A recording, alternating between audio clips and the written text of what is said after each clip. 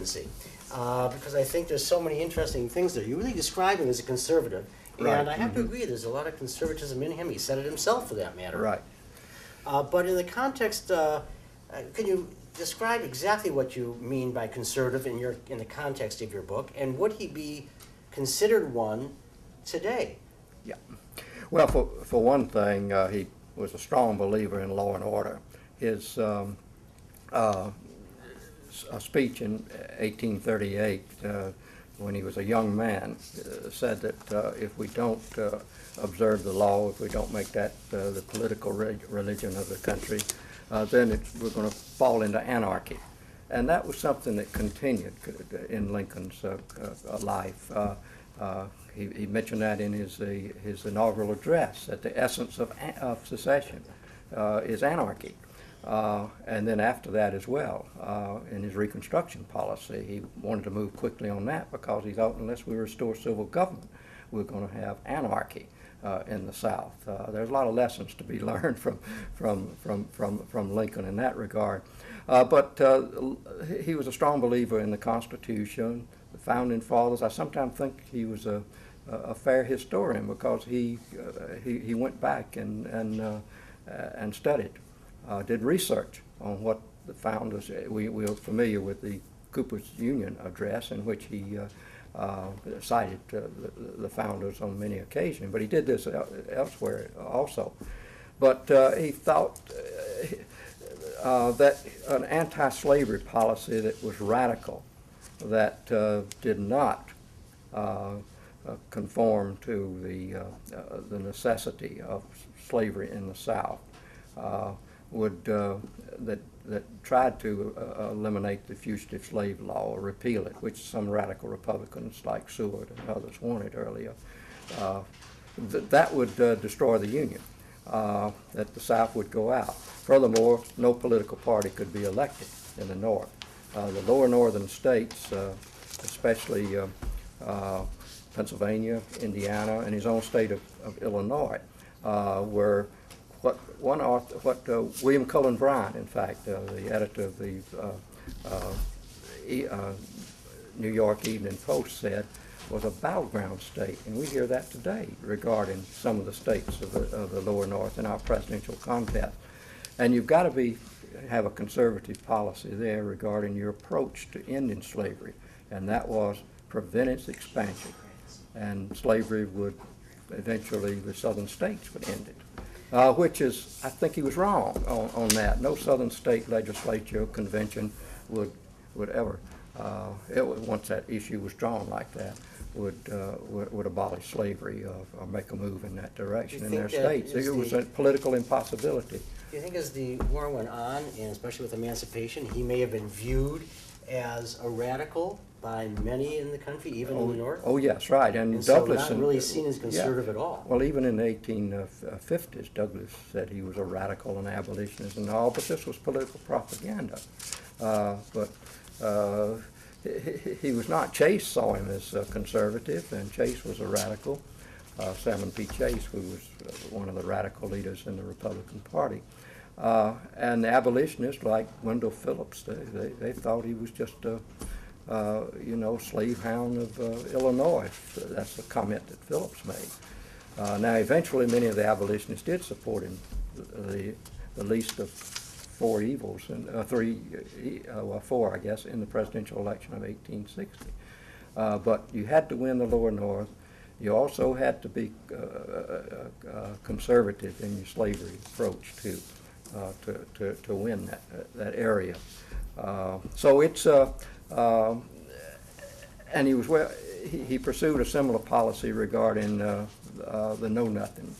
The know-nothings were ultra-conservative, but yet they were opposed to Democrats like Douglas, and they wanted some reason to believe that the Republicans would not destroy the Union if they were elected, or at least the South would not leave the Union. So Lincoln was right in the middle.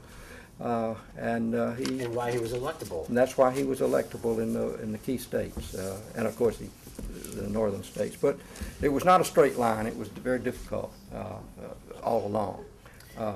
By the way, anyone who's here in the shop, we appreciate you all being here. And if you have a question, just raise your hand, and we'll call upon you. If you want a book signed, please feel free to get one and come up. Yes, please. Yes, I had a question and a comment. First, was any part of the plot concerning the stealing of President Lincoln's body, did any of that take place at Deskin's Tavern in Lincoln, Illinois?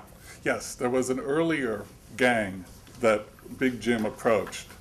And yeah, it started out there. This is the Logan County boys.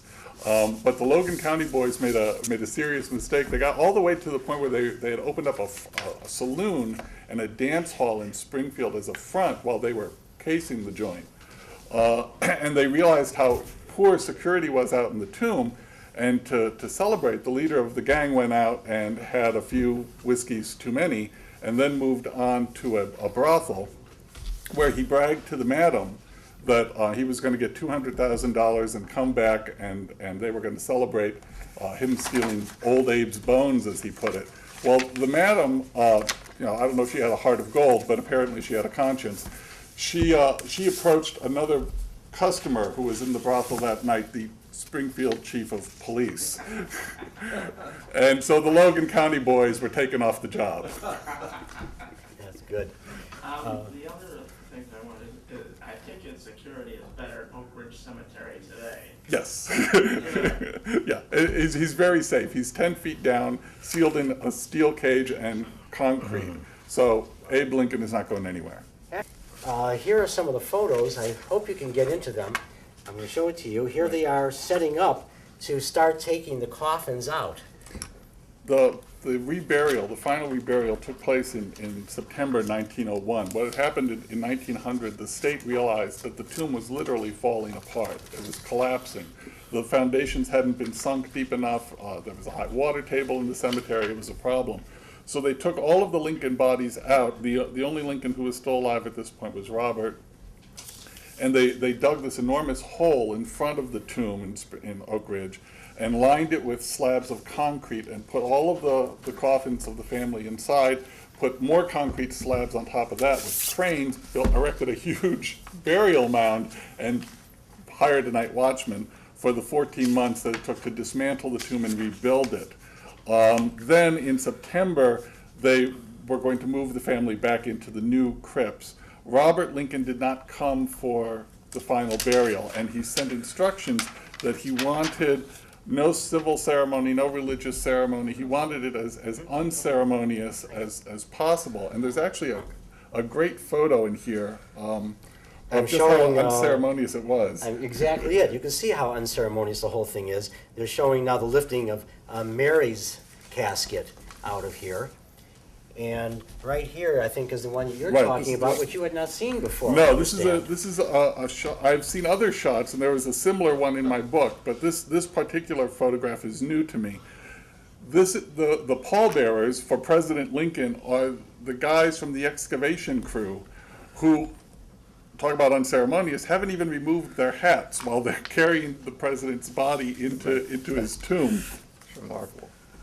The other thing is that they didn't allow newspapermen in, right, and they had to crane their necks on the outside to try to get it. I don't know if you can see this one or not. The newspaper who had come down to cover it were especially eager to get inside because they had heard a rumor that they were going to open the coffin for a final identification of the remains, and they were dying to get in.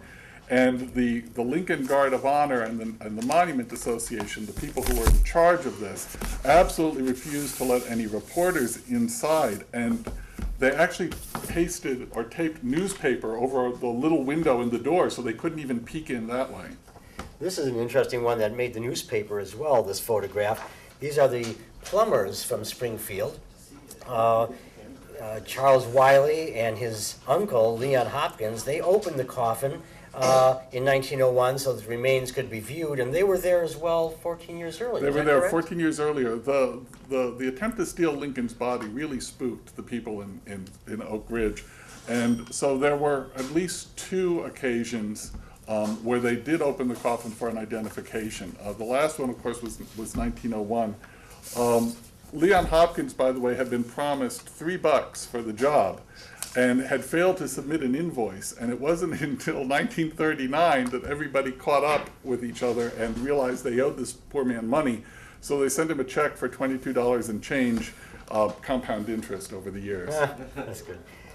Now, because of this as well, you explain in your book how some of the local power, especially, and he got a number of the local people to become a guard of honor. Yes. And they would come in every year, and for a while that was very hush-hush. This is a contemporary engraving Right. of them from a photograph. The, This is earlier now. when they wanted to, initially they had hidden the body after the break-in.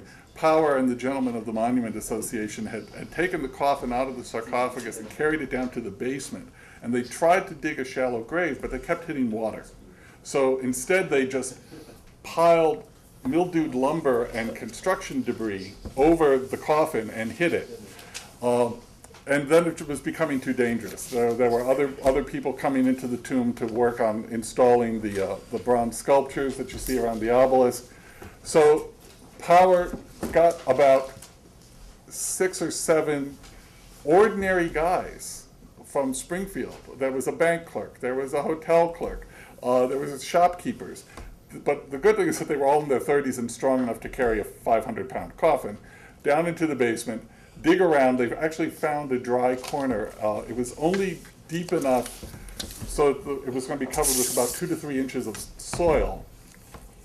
And on their way home, these young men were so impressed by what they had done that they were responsible for the security of the body of Abraham Lincoln that they decided to form themselves into an informal organization dedicated to keeping the secret. Now, it sounds a little odd to us because in our day, of course, we would hire a security service. But in the 1870s, 1880s, this was the high watermark for fraternal organizations and secret societies like the Odd Fellows and the Knights of Pythias. So it made perfect sense to them to form themselves into a Knights of Pythias type of organization. So it was the Lincoln Guard of Honor. It was a closed membership. They did not recruit. And unlike many other secret societies, they actually had a secret worth keeping. And they did. These men presented themselves to the public as an anniversary organization, a commemorative organization. They held ceremonies on the birthday and on the death day, but they never, ever, ever revealed to anyone what their real purpose was or the actual location of Lincoln's body. The only person who knew, they told Robert Lincoln, who was so touched by it that I saw the note that he wrote them. He was just so moved that they were going to dedicate their lives to protecting his father's remains. And when Mary died in 1882, after the formal funeral, Robert took the members of the Lincoln Guard of Honor aside and asked them to please carry her coffin down into the basement and bury her in a shallow grave next to her husband. So they were quite an impressive, ordinary people, just ordinary folks, and very impressive for what they did. They saved Lincoln's body.